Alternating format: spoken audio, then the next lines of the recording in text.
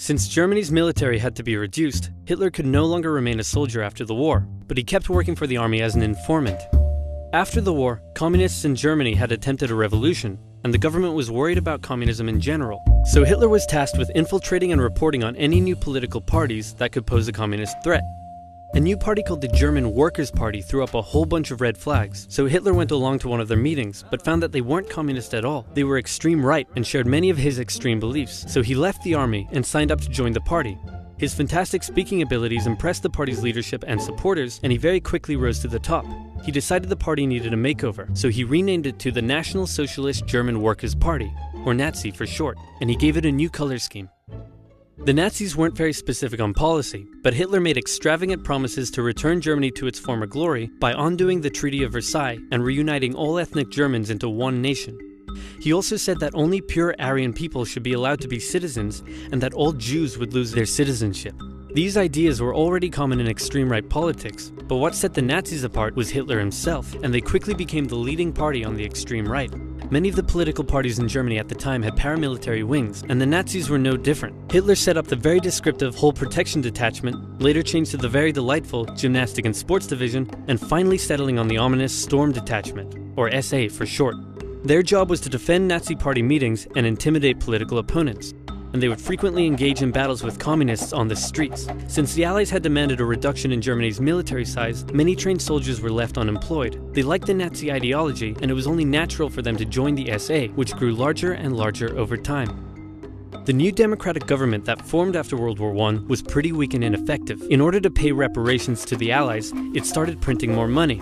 The problem is that printing money doesn't actually give a country more money, it just makes money less valuable. So as the country printed more and more money, it became worth less and less, and the currency crashed. In 1919, one US dollar was worth about 4 German marks. By December 1923, one US dollar was equal to 4.2 trillion marks. The price of bread rose to 200 billion marks. Banknotes became worthless. Unsurprisingly, in such an economic crisis, Germany struggled to pay the Allies. The French were pissed about this, so they occupied the Ruhr, an area full of factories, and took the economic output from the area as payment. They treated the German civilians badly, and in total, approximately 130 Germans were killed during the occupation. Germans were furious, and Hitler and the Nazis thought that now would be a great time to lead a revolution. In November 1923, inspired by something a certain bold Italian man did a year earlier, Hitler stormed a meeting at a beer hall and called for an uprising against the government. With his supporters, he marched on the streets of Munich, hoping the police would join his side. They did not. Hitler was put on trial for treason. He could have been sentenced to life, but the right-wing judges thought he was a pretty cool guy. Hitler knew the judges and knew that they would be lenient, so he took the opportunity to make impassioned speeches during the trial. And in the end, he was sentenced to just 5 years in prison, of which he only served 9 months, and when I say prison, it was more like a pleasant hotel stay where he had plenty of time to write a book. The whole affair was covered by the media nationwide, and it made Hitler famous. Hitler and his extreme message were now known throughout Germany. But the everyday German still didn't care much for him. In the 1928 election, the Nazis only won about 2% of the vote. Many were still intimidated by all the violence and the shouting and how unpolitician-like he was. But a new economic crisis would change all of that.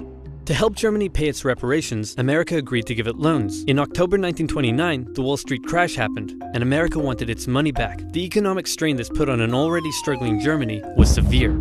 Unemployment skyrocketed, poverty was widespread, and Germans were sick of it. It was clear that the newly formed democracy wasn't working. In the face of crisis, Germans began moving to the political extremes. If you were German and wanted change, your choices now were either the communists or the Nazis. Hitler claimed that he was the only one who could return Germany to its former glory. The Nazi party used propaganda to make Hitler seem like a great and powerful man, and they gave the German people a scapegoat to blame for all their suffering. The promise of a single strong dictator was a breath of fresh air for Germans after years of failing democracy. Some bought into his extreme ideology. Some didn't agree with the racism, but were willing to vote for him anyway. Many didn't know much about politics at all, but just got caught up in the hype. Election after election, the Nazis became more and more popular, until in 1932, they became the biggest party in the German parliament. Hitler came to truly believe that he was some sort of great, destined savior of Germany.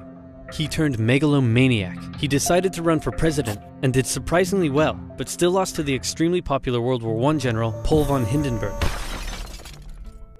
Since he was now the leader of the biggest party though, he demanded President Hindenburg make him chancellor. but Hindenburg was reluctant, seeing that Hitler was clearly such a big racist. Industry leaders urged Hindenburg to give Hitler the chancellorship, fearing the rising support for communism, and leader of the Center Party von Papen, who had been secretly negotiating with Hitler, said to Hindenburg, "How about we make Hitler chancellor on the condition that I get to be vice-chancellor and most government jobs go to us moderate conservatives? That way, I'll get to keep my power, we'll get to keep our power and we'll control Hitler like he's our angry little puppet."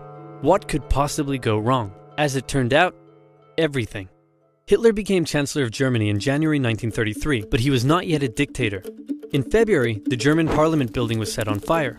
Historians still aren't sure who did it, and many suspect the Nazis did it themselves, but Hitler blamed the communists, and he convinced President Hindenburg to sign an emergency decree allowing him to imprison all communists and other political opponents. Communists and others were sent off to the first concentration camp in Dachau. At this time, the elderly President Hindenburg passed away, giving Hitler the perfect opportunity. He introduced a law to parliament that would allow him to make all future laws and decisions entirely on his own. With his political opponents imprisoned and the SA intimidating others, Hitler's law passed. Just 2 months after becoming Chancellor, Hitler was now a dictator.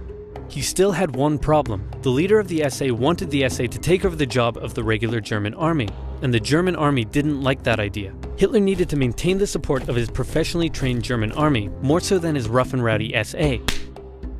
So one night in June 1934, he had Röhm and many other of his own SA officers rounded up and murdered. While he was at it, he took the opportunity to brutally settle some personal scores as well. Politicians who had disagreed with him in the past, reporters who had printed negative articles about him, one guy who did absolutely nothing, but they thought he was someone else. In some cases, even their families were murdered. In total, up to 200 people were killed in what became known as the Night of the Long Knives. The army, now satisfied that they wouldn't be replaced, pledged total allegiance to their new Führer, and Hitler's control was now absolute. Life in Germany changed violently. Freedom of the press, expression, and public assembly were suspended. Jews were initially branded and their businesses boycotted. And eventually, Hitler would go on to have 6 million Jewish men, women, and children killed in concentration camps. Hundreds of thousands of people were forced into sterilization for physical and mental imperfections. The Hitler Youth became a way to brainwash the young. Boys were trained to fight and returned home from camp violent. Girls were told their purpose was to have many pure Aryan children, and they would sometimes return from camp pregnant. When their parents were understandably horrified, their children would threaten to turn them over to the Gestapo for standing in the way of Germany's greatness. The standard greeting changed, and you could be sent to a concentration camp for not using it. This way, it seemed like everyone was a Nazi supporter. If you dared oppose Hitler or speak out against him in any way, you also would be sent to a concentration camp.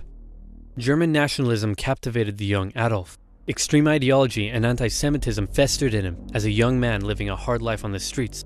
Germany's defeat in the First World War filled him with hatred and a thirst for vengeance. A political movement that treated him like a god, and hundreds of thousands looking up to him as their savior, made him a megalomaniac.